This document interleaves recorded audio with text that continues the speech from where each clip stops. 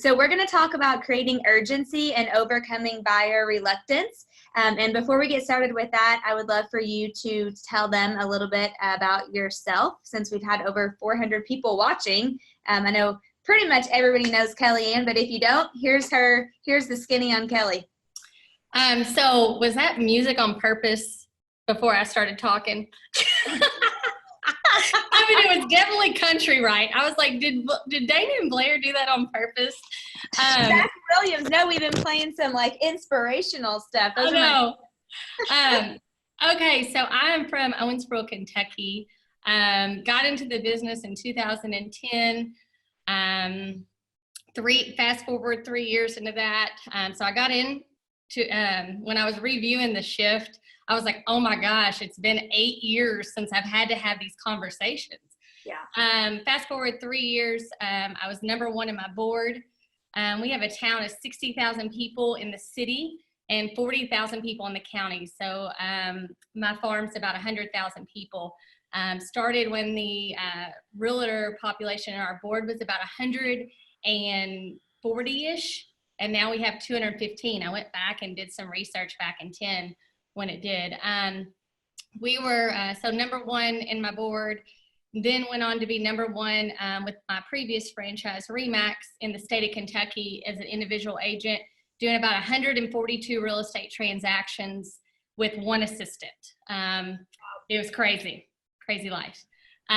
Started a team, moved over to KW. It's been a uphill race, can say the least. Anybody that works closely with me knows that this is probably the perfect topic for me to talk about, because I'm probably the most urgent leader there is, and I throw a lot of frisbees at my people.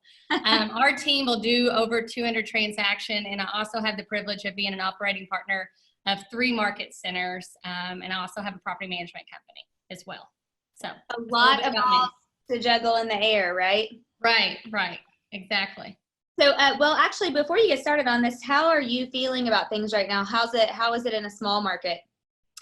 So I actually polled all my agents because, we've got a big crowd on today.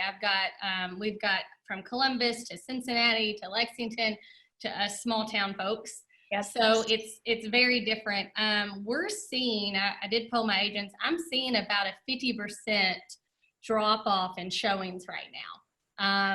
So we've taken some extra precautions to make sure before we're showing a property that every buyer's pre-approved. And honestly, I think it's making our agents a lot better of not jumping and going, because we're not able to do that. Yeah. And then we're seeing virtual tours. I'm seeing in a small market that a lot of the agents that aren't tech, like Jason just talked about, by the way, I have to be the next presenter after Mr. President. It's a little intimidating. But anyway, so anyways, we're seeing crazy, since we do have the most listings in our town. We're seeing agents that aren't keeping up with technology, and their buyers are reaching out to us right now asking for virtual tours, which is crazy. Wow. I know. So talk about opportunity and finding the shiny object in it. So and we're seeing buyer reluctance and we're seeing seller reluctance. So yeah, that's what we're seeing. Okay, cool. Well, talk to us a little bit about overcoming buyer reluctance and creating urgency in our clients. Okay, so if you think, so this is one thing I've been preaching, I guess, on my soapbox to my agents is, most of the realtor population, at least in our board, 50% of it is agents that got in the last 8 years, right? And so I don't know if that's how it is on the rest of the market. So what I'm telling them is get your head out of the sand, guys. These are different conversations. Just because you've been so successful these past few years does not mean you know this kind of skill yet. So get your head in the book, read this book over and over. I can't stress enough. I even went back and Peter did fabulous this morning, and I've got my handy dandy flip chart as well that we're going to talk about. He talked about a lot of things to do with sellers, and I'm going to focus more on buyers today. But guys, you have not had these conversations. And I remember back in 10, when I was a new agent and everybody was getting out, everybody told me not to, right? And I remember that I had to quickly learn to be the economist in this time. Yeah. And I feel like the realtor population, about 70% of them aren't economists. They're not. Yeah. And I want y'all to like think about that and let that sink in. If you don't know the days on the market for every category of home, if you don't know your median price range, if you don't even know how to collect that data, I'm going to encourage you to look at that, because this is what's going to help your buyers get to the closing table. And the agents that do not learn this right now, you will be the 20% of agents that get out of the business this year. Yeah. Yeah, that's very true. So let me ask you a question around that. What do you think is the best way if somebody feels like, man, I don't really feel like I am the economist right now? What's the best way for them to start to become that? Okay, so this is my little handy dandy flip chart. So yes. One thing you've got to, and I would go back to your KPA. Those that aren't with Keller Williams, reach out to Keller Williams Leadership, get a KPA. Hey, we don't care. We give them out free all the time. Yeah. Learn what your responsiveness is and where it is in your KPA. If your responsiveness is not high, dig into yourself and realize that you're going to have to get better at this, because your job now is to create urgency. How do you create urgency? Now, what I am saying is this isn't a time to look at your buyers and work on those gray buyers of having cold feet. You really can't get someone to change their thoughts on not wanting to buy right now. What you've got to do is figure out your black and your white, right? Who's going to buy now because of personal reasons, or who's not going to buy right now. You don't have time to work with the people in this moment. I'm not saying future, but in this moment, you're not Keller Personality Assessment is what KPA stands for. You don't have time to waste time with the tire kickers, okay? So pre-qualify the buyer, make them drive by the house, get it down to 5 houses that they want to see. Do everything possible, but we don't have time to work with those people. And I remember that. I do remember back in 2010 and 2013, until I came to KW, I didn't understand what a nurture system was, because for 3 years, all I focused on was the urgent buyers. And then when the market turned and started to go up, I had to figure out a follow-up plan, because all I knew how to do was work with the urgent buyers, and I was really bad at my follow-up, okay? So that's the difference between getting, as an agent, of getting into the market when you're shifting versus when you're not shifting. So what causes fear right now? They don't know, they're afraid to pay too much, loss of job uncertainty. So what I would do, if you're having buyers, like first you've got to figure out, I've got on here, you've got to figure out if they're ready, willing, and able, right? Able means, can they financially afford it? Do they have a secure job? Are they, right, our healthcare, our teachers? Those are by all means the people that have jobs right now. 2, ready. Do they have personal reasons? Are they getting married? Unfortunately, are they getting divorced? Is it an estate deal? What's going on that's going to have to make them buy or sell or whatever? That's usually shift proof, right? There's always a market. And then willingness, their sense of urgency. This is where you're going to have to, as an agent, figure that out. So their fear of paying too much or what's going on. So Kurt, can you see my flip chart, Dana? Yeah, we got it. It looks good. Okay. So this is the points of realization, and I think this is on page 169 to 171. So make sure that you can do this graph if you're having some buyer reluctance right now. This is what I would say.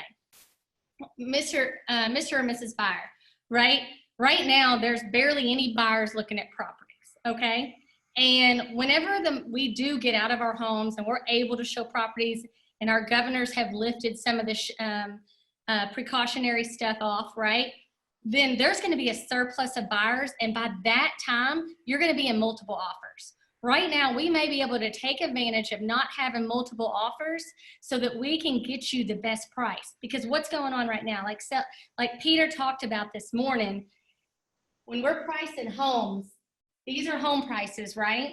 This is time.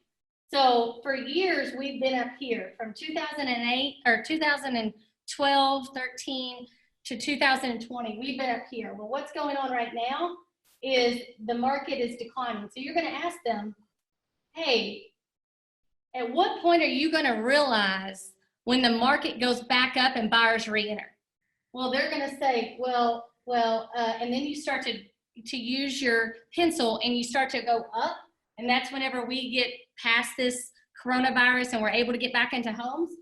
Well, right now, and usually it's past the point of the lowest point that home is worth, right? Does that make sense? Yep. And so then, and if you keep turning onto page 171, the next point of realization is, how are you going to know when prices peak? Well, you're not going to know until they go back down. So normally it's super hard to predict these spots, the bottom and the top, right? And so what you want to tell them is, right now we are shifting. We're shifting at this moment. So let's get into the game when sellers can be more negotiable than ever right now. Because I don't know about you, but we're telling our sellers they got to fix everything and they better be negotiable. And like Peter said, when we get out of this, if home prices do drop a little bit, they're going to keep losing their value, right? So what you want to tell them is the whole real estate game is long-term investment, not short-term. And if you bank on making your money in the short term, your market is always going to dictate your success. But home ownership, and I think Gary says it in one of the chapters, 60% of a person's net worth is in their home ownership. Yeah. So that's crazy. By the way, if you're a realtor, you need to go buy some rental homes and grow up your net worth, because if that's all we've got as our net worth, that's as you can see, most people in the stock market are hurting right now. So it's super impossible to be lucky in both categories, right? It's super impossible to be lucky in the buy and be lucky in the sell, okay? So what you want to educate buyers on is the unlucky zone is whenever they purchase a home for top dollar, right? Which could have been last year, guys, right? Could have been last year. And the lucky zone is when it's at the drop dead lowest price it ever gets before it goes back up. So could that happen right now in this short amount of time that lasts for a few months? Absolutely. But once we get out and we're sick of being in our houses, I could be wrong. I hope I'm right. I feel like we're going to get an influx of buyers that are out there looking at property and more sellers, because some agents aren't able to have these conversations, right? So the lucky zone of buying at the right time. So we want to encourage the safe zone, and so they better act now. Those are my biggest things. The other thing is okay, so in a motivational interview of the KPA process, when we ask these questions, hold on one second. And is there anything that you think I skipped on that? No, that is awesome. The only thing that I was well, you go ahead and then I'll follow the question. What time are we, what we've got? We're good. We got 6 minutes. You gave me the chapter I feel like is the longest in the book, by the way. Peter said the same thing. Peter said, you gave me 20 minutes and I feel like I need 3 hours. I know. So tapping into their why, okay? This is what we call the needs analysis. Yes. For so long, we've been dropping and going, right? We get a call, we go show a property, all right? Back in the day, that wasn't possible. We sat down, we did a consultation. I see so many agents rush through this. If you're not good at buyer consultations, start learning how to do a good buyer's consultation of wants and needs, because what's going to happen is they're going to have to make their top 10 list, their top 5, whatever it is, and you're going to not manipulate them, but you're going to have to show them again of why this home is perfect for them, because they are going to be fear-based. It's not because, and if you would be lying to say that the media doesn't get into their head, their parent, their accountant, those people with that kind of thought process, is always going to get into this person's mind. So you have to be the economist. You have to be the person of reason, and it has to come from your mouth. So tapping into their why and the motivational interview part, it's crazy. I went back and read this chapter 3 times, and I'm like, we've been doing this since the early 2000s, and now we've got a personality assessment on it that says the same thing. So Gary says, why are you thinking about buying? Really, tell me more. Now, what will you do? What will that do for you? And then you ask, well, what will that mean for your family? And you go back and forth on those 2 questions, deeper and deeper and deeper and deeper. So yes, you become an economist, a psychologist, therapist, and a coach now, okay? All together. Yes, and so those agents that really figure out how to tap into people's why, become the market expert, and their responsiveness goes through the roof are the ones that are going to survive. This isn't manipulation time. This is just getting them to the table and resurfacing their wants and needs and their whys. Another note I have is you're going to constantly have to be touching your clients so much more, and your transaction coordinators, and we're doing this on our team, we are doubling down on every single conversation right now to ease people because they are so uncertain, and you're a leader, and through this crisis, you've got to lead them through the closing table with confidence. If you don't know how to do this, reach out to someone who's really confident in these conversations. I have so much more, but it looks like we're getting close, right? No, well, we have 3 minutes, and I do want to ask you a couple questions that people have. Do you feel that it's better for buyers to buy now or to wait a couple months to see if they can get it while the prices are dropping? Okay, so did you know that if rates increase, let's just say if rates increase by 1%, home prices lower by 10%, you know that that's the same monthly payment? And like Christy said before, buyers decide on their payments normally. So you could swing that around and you could say, hey, but what if rates go up, right? What if rates go up? You're still in the same market. You've got to make them understand, and you can't just tell them. You have to ask them very good questions. So I think it's a good time to buy now if you can practice precautions and be safe right now, because if this goes back up, they're going to have more competition until rates go up, because rates are what drives our economy right now. Yep. Oh, and I have one thing. So Kelsey on my team had a buyer. This is just something to put in perspective as a personal experience. And when you start having personal experiences, share that back with your people because it makes you have validity. Yep. So Kelsey said that she was showing property, and a buyer that she was showing it to was kind of trying to get this home. He locked in. They were kind of battling over 1,000 or 2,000. I think that was it.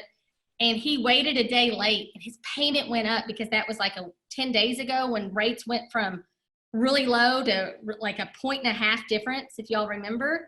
And it was a $400 difference. Wow. She had to jump around and go find another lender that had a better program for a lower rate. So if that happens to you, I encourage you you're going to have to get creative. Yeah. Yep. That's okay. That is a really great point. And the rates are so, oh my gosh, it's like I just had a lender tell me that they're fluctuating so much week before last that he was like, I can't even keep up. I have so many people, because we were trying to buy something else. And he's like, I said, well, put me on the back burner for a minute, take care of all our clients first. Right. And then back to us. But it was crazy. Okay. So a couple more questions. Let's see. Just got relicensed after 10 years out of the game. Literally just passed the test a week ago. Where would you say that I should put most of my focus right now? Listings is the game, right? Listings and talking to your database and start building. I mean, Peter was on point this morning. He was. He was on point. And I am a listing. That's really where I go to too. I'm a major lister right now, so I'm going to get on the horn and start calling every person. Our team is having huge success right now for sale by owners. For sale by owners are not going to have, like Jason said, this is a whole new game. They're going to need realtors more than ever. They can't do this by themselves. They have to have people listing their homes right now because they don't know how to take precautions, and real estate is exempt. So. Yeah, totally. Okay, let me just make sure. Gosh, I know there's so much I want to ask you a million questions. Somebody said, can you describe the safe zone again? I mean, we're out of time, but reach out to me. I mean, safe zone and read. I think that's on page 172. And honestly, that's just a really great couple of pages to read, especially if you are not great at this stuff. Maybe you haven't mastered it yet, because it's going to walk you exactly right through it. And then present it to someone.